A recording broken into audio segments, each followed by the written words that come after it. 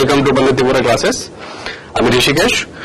আজকে আমরা আরেকটা নতুন চ্যাপ্টার নিয়ে এসেছি, যেটা ক্লাস 11 এর মোশন ইন স্ট্রেট লাইন, যেটাকে আমরা বাংলাতে বলি যে সরল রৈখিক গতি আর কি। যেটা যাই হোক, তো আমরা লিখছি চ্যাপ্টারটার নাম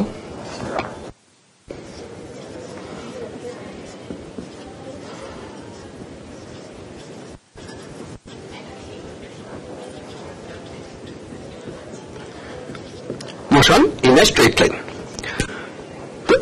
মোশন জিনিসটা জানার আগে আমাদের motion in a straight line জিনিসটা জানার আগে আমাদের আরেকটা জিনিস যেটা খুব ইম্পর্টেন্ট, যেটা হয়তো আমরা ছোট ক্লাসেও পড়ে এসেছি, যেটা হচ্ছে রেস্ট এন্ড মোশন, স্থিতি এবং গতি। তো যেমন দেখো, এখানে এই যে আমাদের যে হোয়াইট বোর্ডটা আছে, সেটাকে যদি আমি ম্যানুয়ালি তাকে যদি এখান থেকে না সরাই, তাহলে সে কিন্তু সবসময় এখানে থেকে যাবে। তাহলে আমি যদি এখানে দাঁড়িয়ে থাকি, আজকে থেকে 2 দিন যদি এখানে দাঁড়িয়ে থাকি আমি, তাহলে আমার রেসপেক্টে মানে আমি কিন্তু দেখবো যে এটা সবসময় এখানেই আছে। তখন আমরা এটাকে কি বলবো, যে এই যে হোয়াইট বোর্ডটা সেটা কিসে আছে, রেস্টে আছে বা স্থির অবস্থায় আছে। তাহলে আমরা দুটা জিনিস, একটা জিনিস কি বুঝলাম যে রেস্ট জিনিসটা কি, আর এটা কি মোশন।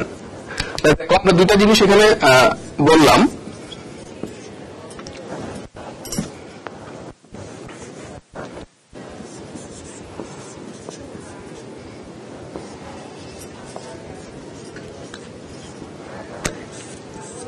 রেস্ট জিনিসটা কি বা স্থিতি জিনিসটা কি। যদি আমি যদি এখানে দাঁড়িয়ে থাকি এবং অনেক সময় ধরে দাঁড়িয়ে যদি দেখি যে এই বস্তুটা এখানেই আছে, তখন আমরা কি বলবো যে সে রেস্টে আছে, অর্থাৎ স্থির অবস্থায় আছে।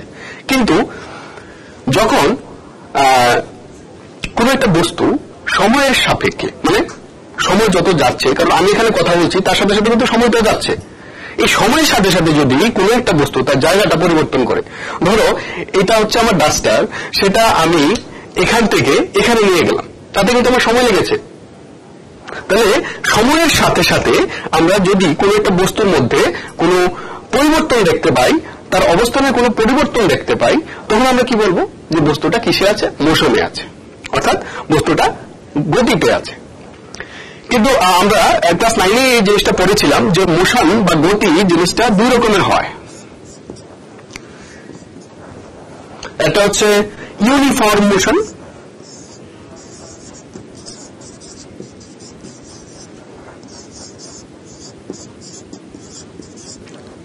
আর একটা হচ্ছে নন ইউনিফর্ম মোশন।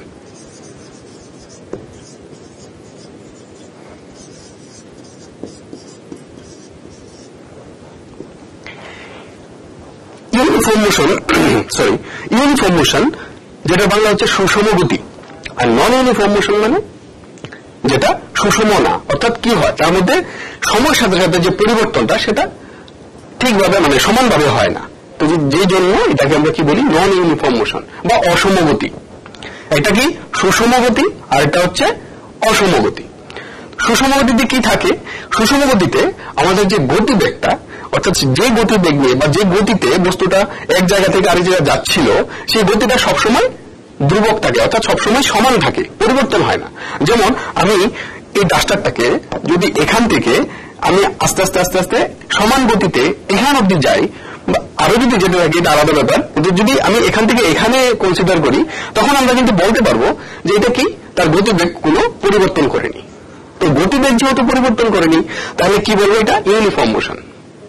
কিন্তু যদি সময়ের সাথে সাথে আমাদের গতিবেগটা পরিবর্তন হয়, তখন আমরা বলবো এটা অসম গতি। যেমন আমরা এই জিনিসটাকে সবচেয়ে বেশি দেখি, কারণ আমরা বাসে নিজস্ব যানবাহনে যখন আমরা চলাচল করি, তখন আমরা কিন্তু আমাদের গতিবেগটাকে ধ্রুবক রাখি না। অনেক সময় আমাদের ব্রেক কষতে হয়, অনেক সময় আমাদের গতি বাড়াতে হয়। তো এটা কিন্তু কিসের আন্ডারে পড়ছে, সেটা নন ইউনিফর্ম মোশন, অর্থাৎ অসম গতির আন্ডারে পড়ছে। তো যাই হোক, মোশন ইন স্ট্রেট লাইন শুরু করার আগে আমাদের এই জিনিসগুলি একটু জানা দরকার ছিল। তো আমরা স্ট্রেট লাইন বলতে কি বুঝি, যেটাকে আমরা বাংলাতে কি বলি, সরল রৈখিক বা সরল রেখা। আমার এই দুটা বিন্দু আছে, এ বিন্দু এবং বি বিন্দু, তাদের মধ্যে যদি আমি একটা লাইন টানি সেটাকে আমরা এখানে বলবো যে সরলরৈখিক গতি। তো এখানে এই যে আমি একটু আগে বলেছিলাম যে ইউনিফর্ম মোশন আর নন ইউনিফর্ম মোশন, এখানে কিন্তু এই জিনিসটা খুব দরকারি। একটু পরে আসছি আমরা।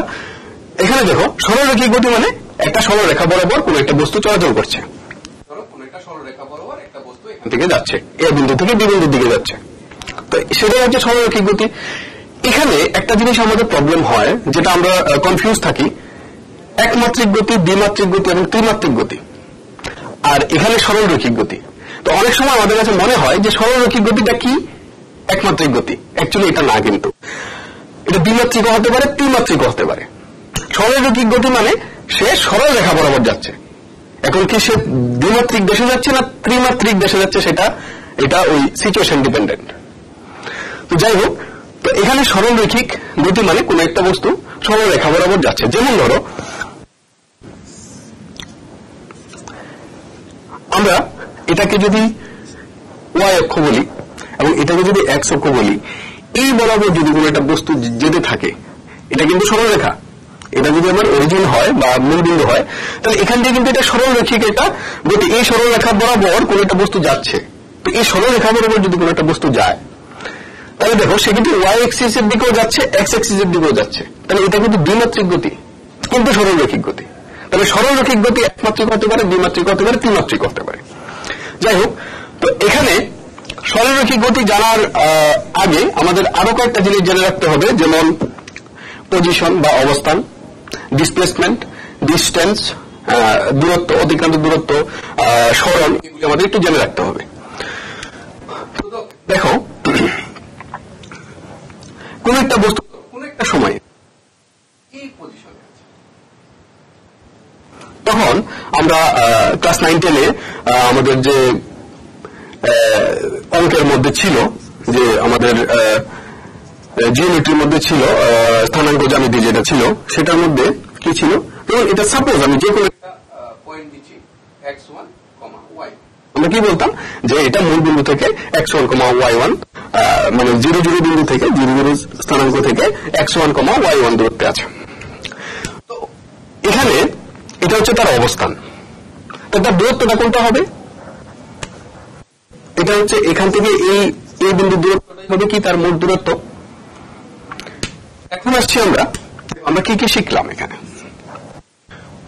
অবস্থান বা পজিশন, অতিক্রান্ত দূরত্ব,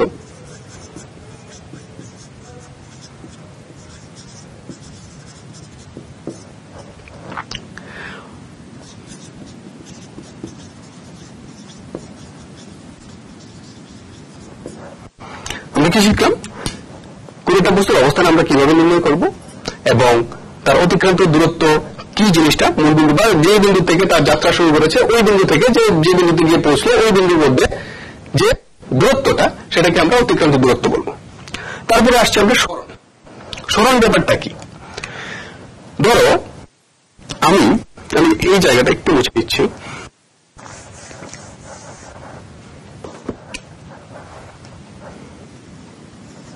আমার একটা বিন্দু হচ্ছে এ, আরেকটা বিন্দু হচ্ছে বি।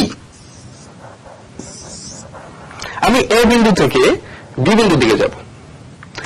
তাহলে তোমরা একটু চিন্তা করো তো, আমরা এ বিন্দু থেকে বি বিন্দুতে কি কি ভাবে যেতে পারি। বা তুমি এটাও চিন্তা করতে পারো যে তোমার বাড়ি থেকে যে স্কুলে যাও তার যাওয়ার রাস্তা কয়টা এবং কিভাবে যাওয়া যায়। যাই হোক, এখানে যদি আমি বলি যে আমি এভাবে যাব,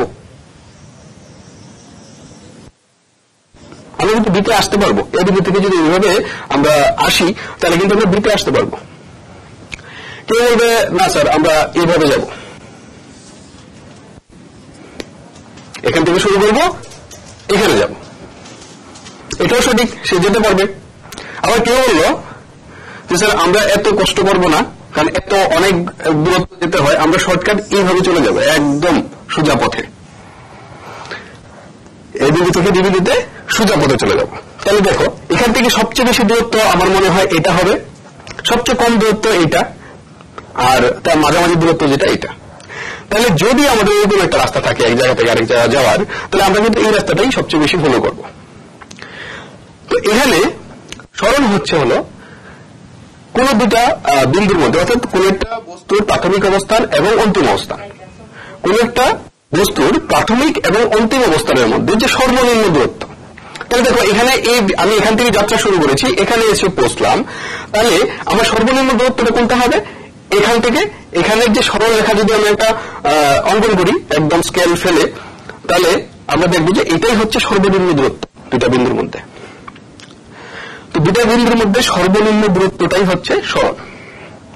প্রাথমিক অবস্থান এবং অন্তিম অবস্থানের মধ্যে যে সর্বনিম্ন দূরত্ব সেটাকে সরণ বলে। তাহলে আমরা কি কি শিখলাম? এখানে সরণও শিখে বললাম। সরণের ইংরেজি হচ্ছে ডিসপ্লেসমেন্ট।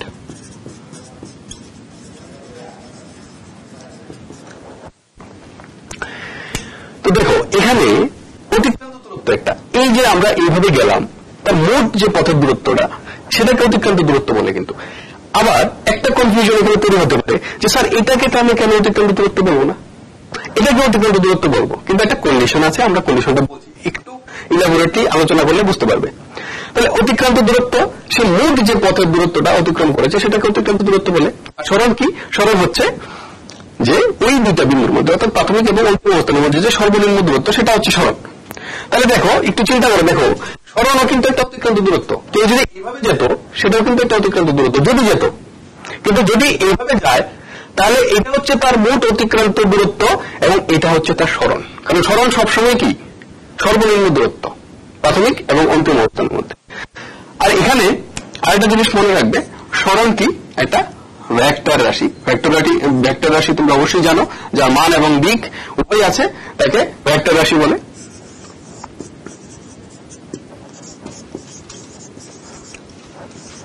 ইংরেজিতে বলে ভেক্টর কোয়ান্টিটি। তো আমরা কি কি শিখলাম? অবস্থান, অতিক্রান্ত দূরত্ব, সরণ। তাহলে এই যে আমি এখান থেকে আরেকখানে গেলাম, সেখানে আমি কি করলাম? আমার কিন্তু সময়ের সাথে সাথে আমার অবস্থানের পরিবর্তন হয়েছে, তার মানে আমার মধ্যে গতি এসছে। গতি এসছে বলে আমাদের কি জানতে হবে? এখন গতিবেগ, দ্রুতি, এগুলো আমাদের জানতে হবে।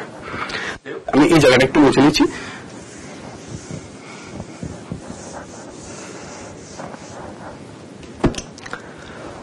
চার নম্বর যেটা শিখবো সেটা হচ্ছে দ্রুতি, যেটাকে ইংরেজিতে আমরা স্পিড বলবো। সেটা হচ্ছে একক সময়ে কোন একটা বস্তু মোট যে পথ অতিক্রম করে তাকে দ্রুতি বলে। তাহলে ধরো কোন একটা বস্তু টি সময়ে কতটা দূরত্ব অতিক্রম করলো? ধরো এক সেকেন্ড, একদম অ্যাপ্রোপ্রিয়েট লিখছি। যদি টি একক সময়ে, কারণ আমরা এর আগের চ্যাপ্টারই করেছিলাম কি একক এবং পরিমাপের একক এবং মাত্রা এগুলি করেছিলাম। তো টি একক সময়ে যদি অতিক্রান্ত দূরত্ব কোন একটা বস্তুর আর কি অতিক্রান্ত দূরত্ব x একক হয়, তবে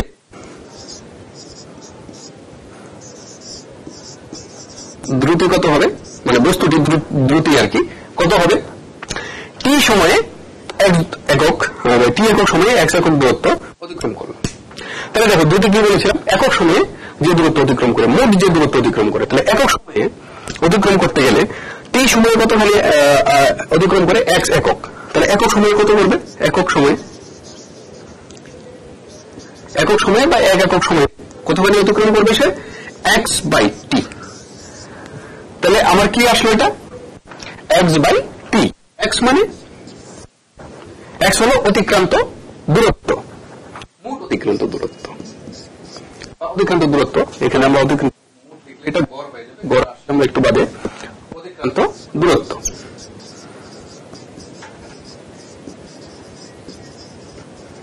টিটা কি? টিটা হচ্ছে সময়। তারপরে কি একক সময়ে যে দূরত্ব অতিক্রম করলো তাকে দ্রুতি বলে। দ্রুতি মানে এটাকে আমরা এখানে একক সময়ে যে দূরত্ব অতিক্রম করি সেটাকে দ্রুতি এখানে লিখে দিচ্ছি।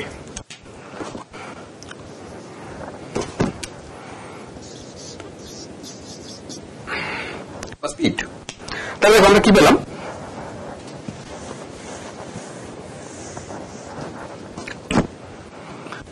স্পিড ইকুয়াল টু কি ডিস্টেন্স ট্রাভেলড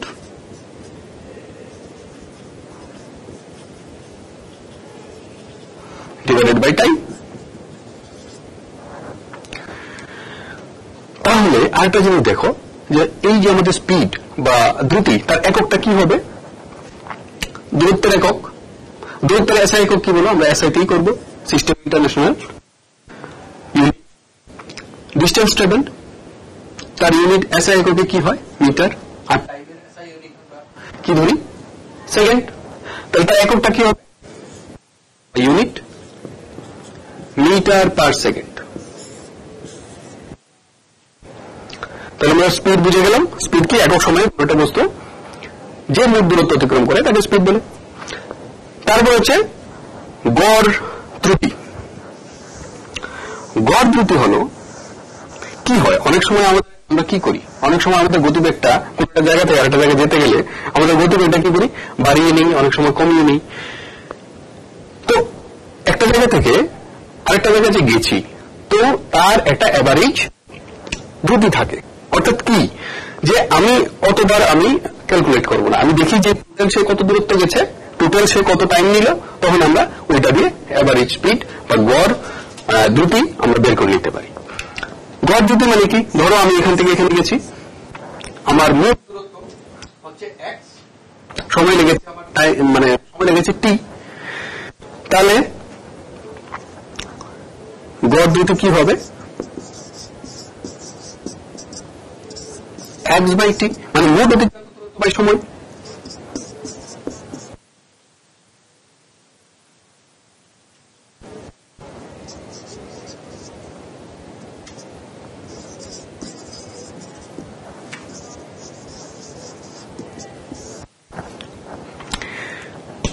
তাহলে দেখো দ্রুতি এবং গড় দ্রুতির মধ্যে পার্থক্যটা কি, আমরা দ্রুতি কিন্তু এই জায়গাটাতে বের করে নিতে পারতাম।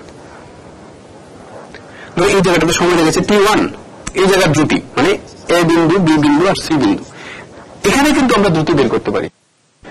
এটা কত, ধরো এখানে x1 দূরত্ব গেছে, তাহলে এখানে দ্রুতিটা কত হবে, দ্রুতি হবে x1 ডিভাইডেড বাই t1। এই আমরা একক সময়ের প্রত্যেকটা করে যদি আমরা গড় নিই, তাহলে এই সেম জিনিসটাই আমরা পাবো। তাহলে গড় দ্রুতি আমরা কি বুঝলাম, গড় দ্রুতি ইকুয়াল টু মোট অতিক্রান্ত দূরত্ব বাই মোট সময়। এই মোট যে সময়টা আমার খরচ হয়েছে এই সময়টা, তাহলে আমরা গড় দ্রুতি বুঝে গেলাম। দ্রুতি এবং গড় দ্রুতি তাদের এককগুলিও কিন্তু সেম, কারণ গড় দ্রুতি কি মোট অতিক্রান্ত দূরত্ব, জাস্ট এখানে অতিক্রান্ত দূরত্ব জায়গায় কি এসছে, মোট অতিক্রান্ত দূরত্ব। তারপর হচ্ছে তাৎক্ষণিক দ্রুতি বা ইনস্ট্যান্টেনিয়াস স্পিড। কিন্তু ইনস্ট্যান্টেনিয়াস যখন নেই, আমরা এটাকে স্পিড বলবো না, তাই এটা আমি একটু পরে বলছি। তাহলে আমরা দ্রুতি এবং গড় দ্রুতি বুঝে গেলাম। এখন আমরা যেটা যাব সেটা হচ্ছে ভেলোসিটি বা গতিবেগ।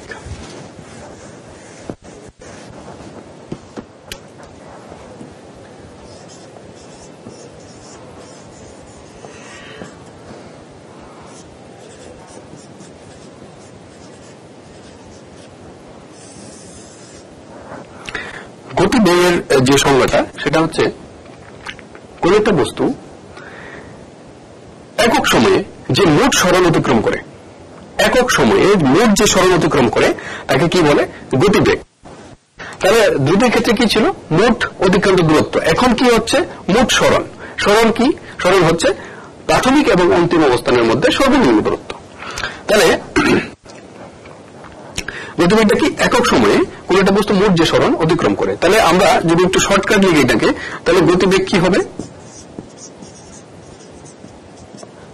সরণ ডিভাইডেড বাই সময়। তাহলে কি, একক সময়ে যে সরণ অতিক্রম করে তাকে কি বলে, গতিবেগ।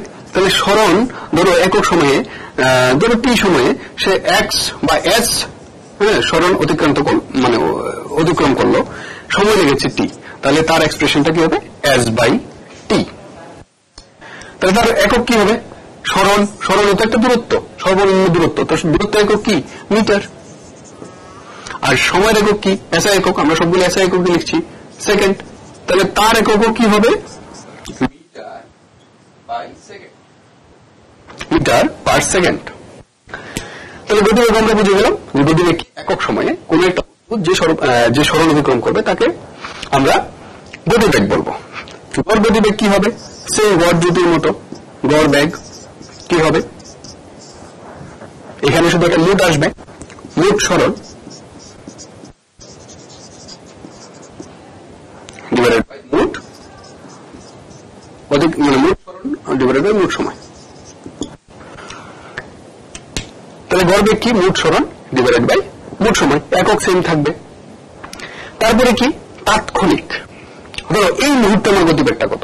কারণ গতিবেগ যদি কন্টিনিউয়াসলি পরিবর্তন হয়ে থাকে তাহলে কোন একটা মুহূর্তে তার গতিবেগটা কত সেটা কে বলে তাৎক্ষণিক বেগ। তাহলে সেটা দেখছি আবার কি।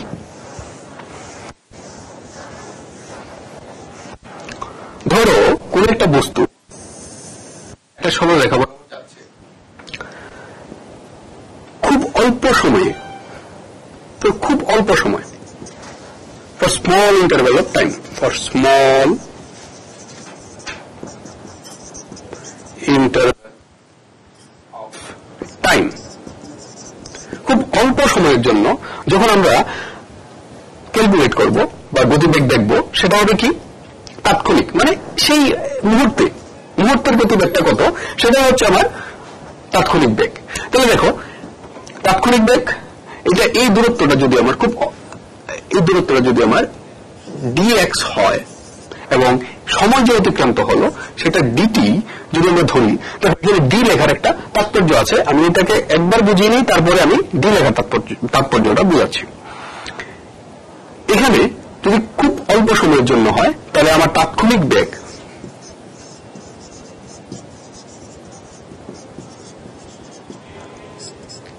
কি হবে? এখানে দেখো অতিক্রান্ত সরণ ডিভাইডেড বাই সময়। অতিক্রান্ত সরণ কত? dx divided by dt। এটাকে আমি এরকম ভাবে শর্ট ফর্মে লিখলাম বি ইনস্ট্যান্টেনিয়াস। তাৎক্ষণিক মানে ইনস্ট্যান্টেনিয়াস, এট দ্যাট ইনস্ট্যান্ট। এখানে ব্যাপারটা কি? দেখো মানে কিছুক্ষণ সময় আগে তার ধরো এ বিন্দু ছিল, এটা আর একটু সময় পরে তার হয়ে গেছে এটা বি বিন্দু, কারণ তার অবস্থানে পরিবর্তন করেছে। যদিও এটা একটা সরলরেখিক গতি, কিন্তু অবস্থানে তো পরিবর্তন হচ্ছে। এখন গতিবেগ বলতে কি? অবস্থানের পরিবর্তন, মানে একক সময়ে যে পরিবর্তন করেছে তার সেই সময়টা লেগেছে। তো ধরলাম বেগ, জাস্ট আমি বেগ ভি দিয়ে লিখছি, ইকুয়াল টু কি হবে? বি বিন্দুর অবস্থান মাইনাস এ বিন্দুর অবস্থান ডিভাইডেড বাই সময়। সময় মানে টিবি মাইনাস টিএ। আমি যেহেতু দূরত্বকে x দিয়ে লিখি তাহলে এটাকে x দিয়ে লিখে নিতে পারি, এক্স বি মাইনাস এক্স এ। এটাকে আরেকটু সুন্দর করে লেখা যায়, এই যে কি অবস্থানের পরিবর্তনকে ডেল্টা এক্স দিয়ে লেখা যায়। এই যে জায়গাটা এখানে ডি লিখেছি ঠিক আছে, কিন্তু এটাকে ডেল্টা দিয়ে লেখা যায়। ডেল্টাটা আমরা কখন ব্যবহার করি? যখন ডিস্টেন্সটা বা পরিবর্তনটা একটু বড় হয়, মানে পার্থক্য বোঝাতে আমরা এই ক্যাপিটাল ডেল্টাকে ব্যবহার করি। তাহলে এখানে নিচে কি হবে? ডেল্টা টি সময়ের পরিবর্তন। এটা যে কোনো ধরো এই বিন্দু আর এই বিন্দুর জন্য না, এটা এখানে কোনো একটা বিন্দু থাকলেও তার জন্য একই আমাদের এক্সপ্রেশন আসতো। তাহলে কি আসলো? Delta x divided by delta t. এখন হচ্ছে তাৎক্ষণিক কখন বলবো? যখন এই জিনিসটা খুব ছোট হবে। তাহলে এটাকে আমরা একটা বাউন্ডারির মধ্যে দিয়ে দিলাম। বাউন্ডারিটা কি? যে delta t very very small. তার মানে আমরা একটা লিমিট দিয়ে দিলাম। কি দিলাম? একটু উপরে লিখছি মুছে, আচ্ছা ওই সাইডে লিখিনি। তাহলে কি দেখলাম? আমরা একটা লিমিট দিয়ে দিলাম। কি লিমিট দিলাম? এই যে ডেল্টা টি সেটা খুব কম, টেন্স টু জিরো। ডেল্টা টিটা কত? জিরোর কাছাকাছি, এতই ছোট। তাহলে আমরা কি করব? কি ছিল আমাদের? Delta x divided by delta t. এই যে জিনিসটা এটাকেই তাৎক্ষণিক বলে। এটার শর্ট ফর্ম হচ্ছে dx ডিভাইডেড বাই dt। এটাকে dx বাই dt লেখা যায়। যখন delta t very very small, তখন আমরা মানে এতই স্মল যে এটা জিরোর খুব কাছাকাছি, তখন আমরা এই জিনিসটাকে এরকম লিখতে পারি dx ডিটি। এখন এটা কি, এটা হচ্ছে ডেরিভেটিভ, কোন একটা ডেরিভেটিভের এই জিনিসটা ডিডিটি যে জিনিসটা, এটা একটা অপারেটর এবং এক্সটা হচ্ছে ফাংশন।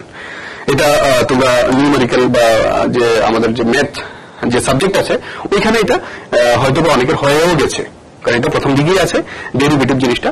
সেটা কখন আসে, যখন পরিবর্তনটা খুব ছোট হয়, কন্টিনিউয়াস পরিবর্তন হতে থাকে, মানে কন্টিনিউয়াসলি যখন কোন বস্তু মানে কোন একটা জিনিস যদি কন্টিনিউয়াসলি ভাঙতে থাকে তখনই আমরা এই জিনিসগুলি অ্যাপ্লাই করি। আর যদি কন্টিনিউয়াসলি অ্যাড হতে থাকে তখন আমরা কিন্তু আরেকটা জিনিস ব্যবহার করি, ইন্টিগ্রেশন, এবং এই দুইটাকে একসাথে আমরা কি বলি, ক্যালকুলাস। ঠিক আছে, ম্যাথে হয়তো অনেকের এটা হয়েও গেছে। তো এটা হচ্ছে ডেরিভেটিভ। আর আমরা কিছুদিন পরে ক্যালকুলাসের একটু পার্ট আছে, এটা ইন্টিগ্রেশন এবং ডেরিভেটিভ দুইটা মানে ক্যালকুলাসকে কাজে লাগিয়ে আমাদের করতে হবে। তো যখন এই যে পরিবর্তনটা খুব ছোট হয় তখন যে ব্যাগটা, খুব অল্প সময়ের জন্য যে ব্যাগটা, এটাকে আমরা কি বলবো, তাৎক্ষণিক ব্যাগ। নেক্সট আমরা দেখছি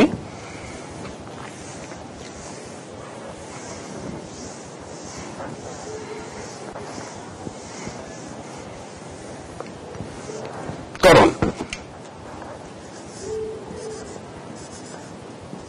ইংরেজিতে কি বলে এটাকে,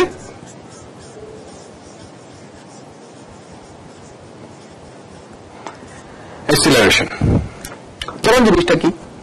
ত্বরণ জিনিসটা হলো কোন একটা বস্তু যখন মোশনে থাকে, অর্থাৎ কোন একটা ব্যাগ নিয়ে বা মানে তার সময়ের সাথে সাথে যদি অবস্থান পরিবর্তন করে একটা জায়গা থেকে আরেকটা জায়গাতে যায়, তখন যদি তার ব্যাগের পরিবর্তন হয়, কারণ ব্যাগটা তো ধ্রুবক থাকে না, তুমি জানো, কারণ রিয়েল লাইফ কেসে মানে রিয়েল যে আমরা দেখি এগুলিতে কিন্তু ব্যাগ খুব কম জায়গাতেই ধ্রুবক থাকে।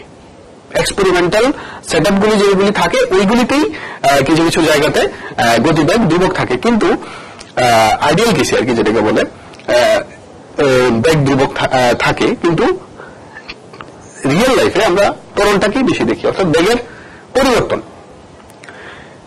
তাহলে ত্বরণটা কি? ত্বরণটা হচ্ছে একক সময়ে কোন একটা বস্তু ব্যাগের যে পরিবর্তন করলো, একক সময়ে কোন একটা বস্তু ব্যাগের পরিবর্তন। তাহলে আমি একটু শর্টকাট লিখলে কি, একক সময়ে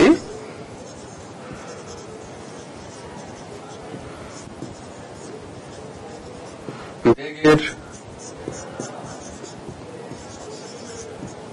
পরিবর্তন। ত্বরণটা হচ্ছে একক সময়ে ব্যাগের পরিবর্তন। ধরো কোন একটা বস্তু সরলরেখা বরাবর লড়ে যাচ্ছে, আর এখানে ব্যাগ ছিল V1, এখানে ব্যাগ ছিল V2, এখান থেকে এখানে তার যেতে সময় লেগেছে কত টাইম, ধরো T। তাহলে কি হলো, ত্বরণ কি, একক সময়ে ব্যাগের পরিবর্তন। তো এখানে T সময়ে ব্যাগের পরিবর্তন কত হলো, ব্যাগের পরিবর্তন হলো, আমরা তো জানি এটা বড় না ছোট, V2 V1 V2 এর difference V1 divided by T।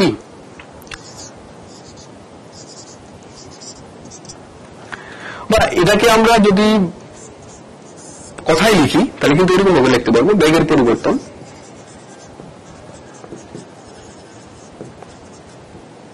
Divided by সময়। দেখো এখন কিছু কিছু কনফিউশন হয়তো মাথায় থাকতে পারে। এখানে এই জিনিসটা লেখা, এই জিনিসটা থেকে এই লাইনটাতে আসাটা হয়তো অনেকের একটু প্রবলেম হতে পারে। একক সময়ে ব্যাগের পরিবর্তন অ্যাকচুয়ালি কিছুই না, এটা আমরা কি করেছি, এটা ঐকিক নিয়ম করেছি। ধরো একটু আগেও হয়তো বা দেখিয়েছি এটা, ধরো টি সময়ে মানে টি একক সময়ে যদি সে তার ব্যাগের পরিবর্তন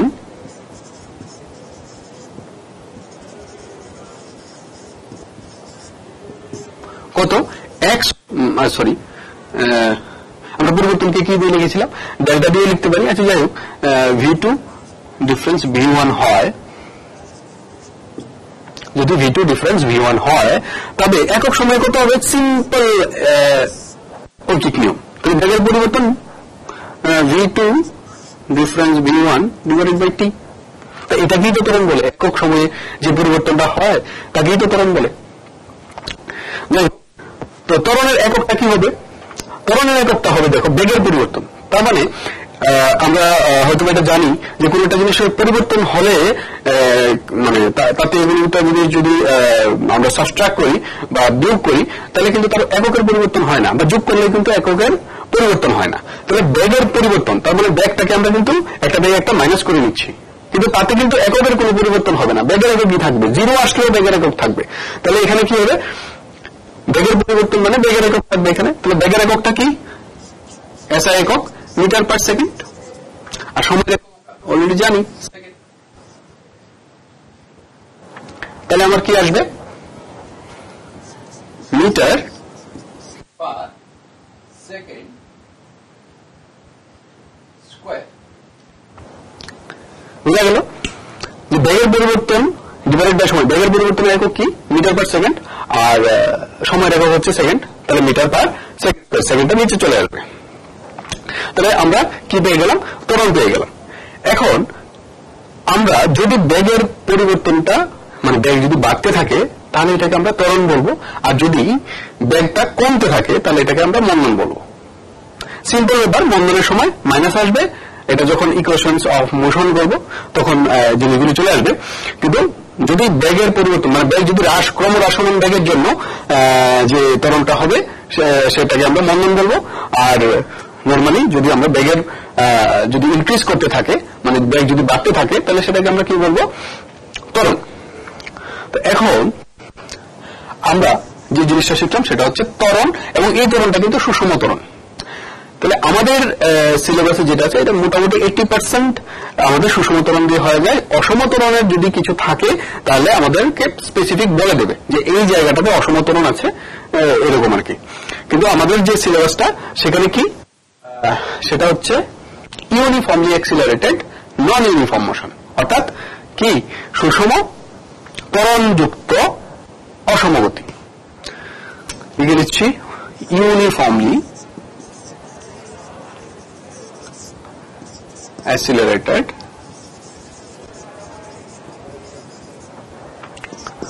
non-uniform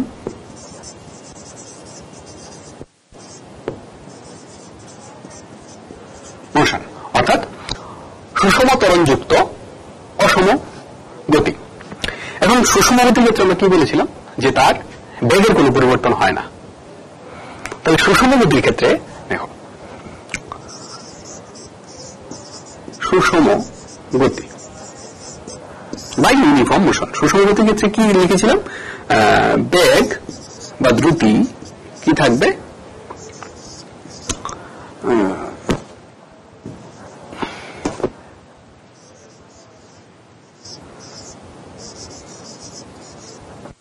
বেগ ধ্রুবক, অর্থাৎ কি হচ্ছে তার বেগের কোনো পরিবর্তন হচ্ছে না। তো বেগের যদি পরিবর্তন না হয় তাহলে তার মধ্যে কি নেই, কি হচ্ছে না, বেগের পরিবর্তন নেই মানে কি হচ্ছে না, ত্বরণ হচ্ছে না। ত্বরণ মানে কি, বেগের পরিবর্তন মানে একক সময় বেগের যা পরিবর্তন মানে সময়ের সাপেক্ষে বেগের যা পরিবর্তন। তাহলে এখানে যেহেতু বেগ ধ্রুবক তার মানে ত্বরণ মন্দন, এখানে ত্বরণ অ্যাক্সিলারেশন রিটার্ডেশন সেগুলি কি 0।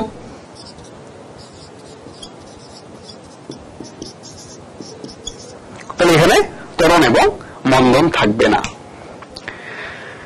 অসমগতির ক্ষেত্রে আমরা তো অসমগতি পড়বো না, কি পড়বো, ইউনিফর্মলি অ্যাক্সিলারেটেড নন ইউনিফর্ম মোশন, অর্থাৎ সুষম ত্বরণ সম্পন্ন অসমগতি। তাহলে জাস্ট আমি অসমগতি লিখছি এখানে। অসমগতির ক্ষেত্রে কি মেইন যে কন্ডিশন বা শর্ত সেটা হচ্ছে কি, বেগ ধ্রুবক থাকবে না, বেগ ধ্রুবক থাকবে না। তাহলে এখানে কি আসবে, হয় ত্বরণ আসবে না হয় মন্দন আসবে। তো আমি বলেই দিয়েছি যে কি ইউনিফর্মলি অ্যাক্সিলারেটেড হয় সুষম ত্বরণ আসবে না হয় সুষম মন্দন আসবে। তো এখন আমরা যেগুলি পড়লাম তার মধ্যে কিছু ইম্পর্টেন্ট জিনিস কিন্তু আমরা মনে রাখতে হবে। যেমন আমরা দেখেছিলাম যে ডিস্টেন্স ট্রাভেলড মানে টোটাল ডিস্টেন্স ট্রাভেলড বা এটা কি অতিক্রান্ত দূরত্ব, সেটা মোট যে পথ অতিক্রম করলো, আর সরলটা কি সর্বনিম্ন দূরত্বটা।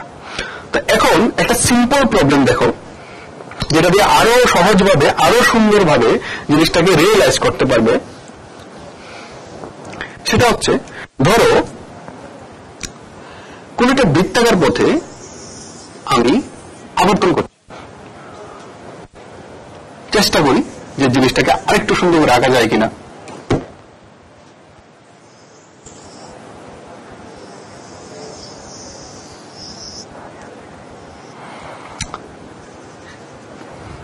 কোন একটা বিন্দুকে কেন্দ্র করে আমি একটা বৃত্তাকার পথে আবর্তন করছি। যে বৃত্তাকার পথে আবর্তন করছি সেই বৃত্তাকার পথের যে ব্যাসার্ধ সেটা হচ্ছে কত, আর। এটা কি ব্যাসার্ধ। তাহলে বৃত্তাকার পথের ব্যাসার্ধটা কত, সেটা হচ্ছে আর। ধরো আমি একটা বিন্দু এ থেকে যাত্রা শুরু করলাম, আবার কোথায় এসে বসলাম, ধরো ঠিক তার আমি পুরো আবর্তন করে ঠিক আবার এই বিন্দুতে এসে বসলাম। কোথা থেকে যাত্রা শুরু করলাম, আমি এই বিন্দু থেকে যাত্রা শুরু করলাম। লিখে দিচ্ছি starting point. It is also কি এন্ড পয়েন্ট অফ জার্নি। আমি কি করলাম, এই বিন্দু থেকে যাত্রা শুরু করলাম, আবার ঘুরে এই বিন্দুতেই এসে পড়লাম। তাহলে এখন আমি যদি বলি যে তুমি কতটা পথ অতিক্রম করলে আর তুমি কতটা সরল অতিক্রম করলে, এই সিম্পল প্রবলেমগুলি খুব ইম্পর্টেন্ট, এগুলি আসে কিন্তু পরীক্ষায়। তাহলে দেখো আমি কি করলাম, এখান থেকে পুরো পথ অতিক্রম করলাম কি বরাবর, তার সার্কামফারেন্স বা পরিধি বরাবর। তাহলে আমার মোট অতিক্রমটা কত হবে, তার পরিধিটাই হবে। তাহলে একটা বৃত্তের পরিধির সূত্রটা কি আমরা জানি, বৃত্তের পরিধির সূত্রটা কি হবে, 2πr। তাহলে আমি মোট কত পথ অতিক্রম করলাম, 2πr মোট অতিক্রান্ত পথ কিন্তু আমার। কিন্তু আমি কোথা থেকে যাত্রা শুরু করলাম, এই বিন্দু থেকে আমি আমার মোশন স্টার্ট করলাম, আবার কোথায় এসে শেষ হলো আমার মোশনটা, এই বিন্দুতে। তাহলে আমার প্রাথমিক বিন্দু কোনটা, এই বিন্দু।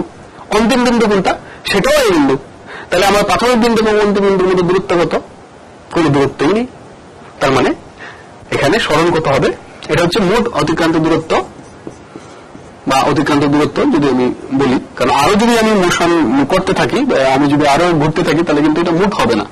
তাহলে আমি এটাকে অতিক্রান্ত দূরত্ব লিখে নিই।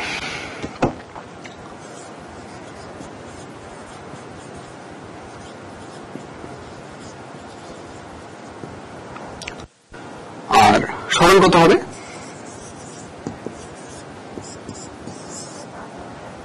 শূন্য। এখন যদি আমাকে কেউ বলতো যে তার ব্যাস বরাবর বা ডায়ামেট্রিক্যালি অপোজিট পয়েন্টে যদি গিয়ে পৌঁছতাম, দেখো এখান থেকে আমি যাত্রা শুরু করেছি, এখানে এসে পৌঁছলাম, তাহলে ডায়ামেট্রিক্যালি অপোজিট পয়েন্টে যদি যাই তখন কিন্তু সরণটা 0 হবে না, অতিক্রান্ত দূরত্ব কিন্তু 2πr হবে না। ডায়ামেট্রিক্যালি অপোজিট মানে অর্ধবৃত্ত, কিন্তু এই যে জায়গাটা অর্ধবৃত্ত। ডায়ামেট্রিক্যালি অপোজিট মানে আমি অর্ধবৃত্ত বরাবর মানে অর্ধবৃত্ত কমপ্লিট করলাম আমার জার্নিতে। তাহলে আমি এই বিন্দুটাকে যদি আমি বি বিন্দু লিখি, তাহলে আমি কি করলাম, এই বিন্দু থেকে স্টার্ট করলাম, আমি এসে পৌঁছলাম কোথায়, বি বিন্দুতে। তাহলে আমার এটা এন্ড পয়েন্ট। তাহলে এখানে আমার অতিক্রান্ত দূরত্বটা কত, অর্ধবৃত্তের পরিধি। তো অর্ধবৃত্তের পরিধিটা কত, πr হবে। তাহলে এখানে আমার সরণ কত হবে, আর এই অতিক্রান্ত দূরত্ব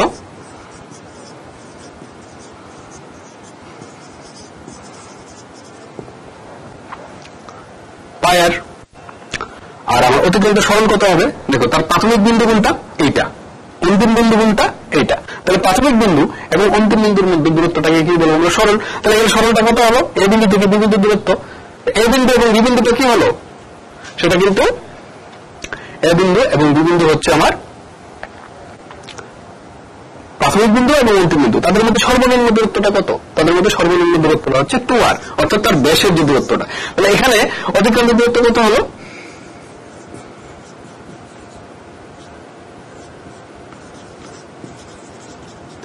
ইকুয়াল টু πr, আর তার সরণ কত হবে, 2r। তো এরকম ধরনের প্রবলেমগুলি খুব ইম্পর্টেন্ট থাকে। যাই হোক, তো এখন আমি যদি বলি যে সে এখান থেকে যদি বৃত্তটাকে 4টা ভাগ করে যদি আমি বলি যে সে এখানে আছে, মানে আমার সি বিন্দুতে আছে, তখন তার অতিক্রান্ত দূরত্ব এবং সরণ কি হবে? অতিক্রান্ত দূরত্ব আমরা বের করে নিতে পারবো, কারণ 2πr কে 4 দিয়ে ভাগ করব, তাহলে প্রত্যেকটার জন্য এটা হচ্ছে πr বাই 2, তাহলে πr by 2 plus πr by 2 যদি এখানে এসে পৌঁছায়, তাহলে πr by 2 plus πr by 2 plus πr by 2, এটা হচ্ছে আমার মোট অতিক্রান্ত দূরত্ব যদি সি বিন্দুতে এসে পৌঁছায়। আর যদি সি বিন্দুতে পৌঁছায়, তাহলে মোট অতিক্রান্ত দূরত্ব কত? πr plus πr plus πr, মানে 3πr বাই 2। এখন তাহলে সরলটা কি? আমার প্রাথমিক বিন্দু কোনটা? এটা। অন্তিম বিন্দু কোনটা? এটা। তখন কিন্তু জায়ের যে দূরত্বটা সেটা হবে আমার সরল। তাহলে এইটা হচ্ছে সরল। সরলের আমরা পিথাগোরাস সূত্র দিয়ে আমরা বের করে নিতে পারবো, যেহেতু তাদের মধ্যে কোণ কত? 90 ডিগ্রি। তাহলে সরলটা কি হবে? √r² plus r²। তাহলে কি হবে? √2 ইন্টু r। যাই হোক, একদিন আমরা ইকুয়েশন অফ মোশনগুলি করবো। ধন্যবাদ এতক্ষণ ক্লাসটা দেখার জন্য। Thank you.